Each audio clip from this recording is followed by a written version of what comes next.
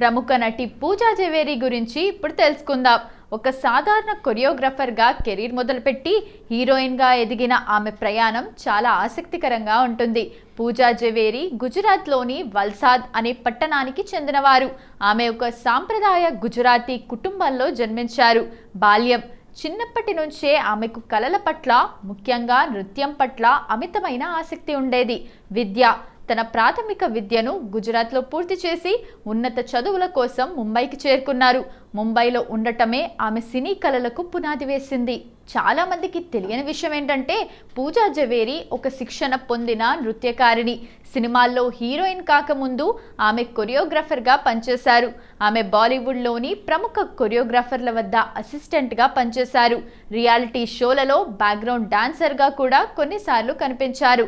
ఈ అనుభవం ఆమెకు కెమెరా ముందు ఎలా ఉండాలో నేర్పింది. పూజా జవేరి 2015లో విడుదలైన బమ్ భోలేనాథ్ అనే సినిమా ద్వారా తెలుగు తెరకు పరిచయమయ్యారు.